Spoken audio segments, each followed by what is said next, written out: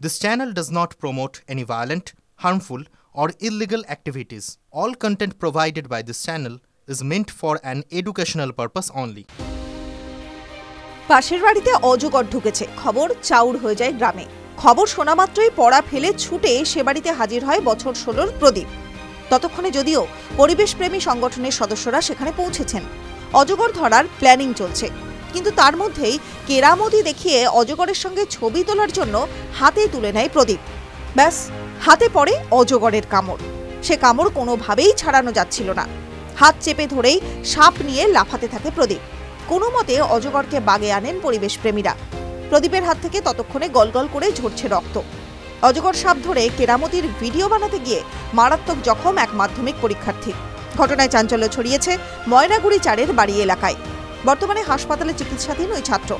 জানা গিয়েছে, বৃহস্পতিবার সকালে 4-এর বাড়ি এলাকার এক গৃহস্থের বাড়িতে একটি অজগর সাপ ঢুকে যায়। গ্রামে খবর ছড়িয়ে পড়তেই উৎসুক মানুষের ভিড় জমে সেই বাড়িতে। খবর পেয়ে হাজির হয়ে গিয়েছিল প্রদীপ মণ্ডল। পরিবেশপ্রেমী সংগঠনের সদস্যরা সাপটিকে ধরতে চান, আর এর মধ্যেই প্রদীপ ওই অজগর সাপটিকে ধরে ভিডিও বানাতে চায়। সঙ্গে সঙ্গে তাকে কামড় দেয় অজগর সাপটি। হাতে ক্ষত তৈরি হয়। রক্তাক্ত অবস্থায় তাকে ময়নাগুড়ি হাসপাতালে ভর্তি করা হয়। এখন সেখানেই চিকিৎসাধীন সে। ঘটনায় ময়নাগুড়ি পরিবেশপ্রেমী সংগঠনের সম্পাদক নন্দু রায় বলেন, প্রশিক্ষণ ছাড়া সাপ ধরে মোবাইলে ছবি করে সেই ভিডিও ইউটিউবে ছেড়ে দিয়ে বাহাদুরি করতে গিয়েই সর্পদংশনে অনেকেরই মৃত্যু হয়েছে। প্রায়শই এই খবর শোনা যায়। আজকের ঘটনা অনেকটাই এই রকম।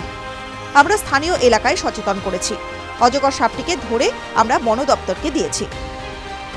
সেই সময় একটি ছেলে এবার 2025-এ মাধ্যমিক পরীক্ষা দেবে, তো সে সাপটিকে ধরার চেষ্টা করে এবং স্থানীয় বাসিন্দা যারা আছে তারা বাধা দেয়।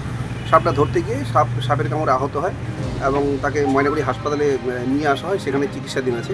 তারপরে আমরা গিয়ে সাপটিকে উদ্ধার করি এবং সাপটিকে আমরা আইডেন্টিফাই করি যেটা অজগর সাপ।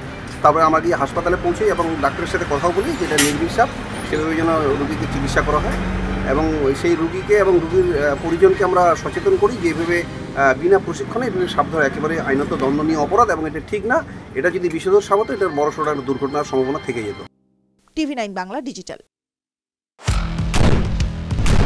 আপনার সমস্যা, দিনে দুপুরে ডাকাতি করে আপনাদের কোনো অসুবিধা, বাড়িতে থাকতে পারছি না, ঘটনা হোক বা দুর্ঘটনা, বিস্ফোরণ স্থলের একেবারে কাছে ব্যানারগুলো খুলে ফেলা হচ্ছে, ভবিষ্যৎ হয়ে গিয়েছে স্টুডিওয় নয়, সোজাসুজি হটস্পট থেকে আমি শর্মিষ্ঠা। দুটি নৃশংস হত্যাকাণ্ডের অভিযোগ উঠে আসছে। শুধু আপনার কথা, শর্মিষ্ঠা মানে খবরের হটস্পটে আপনাদের নিয়ে যাবে। হটস্পট সোম থেকে শনি সন্ধ্যে 7:30টায় TV9 বাংলায়।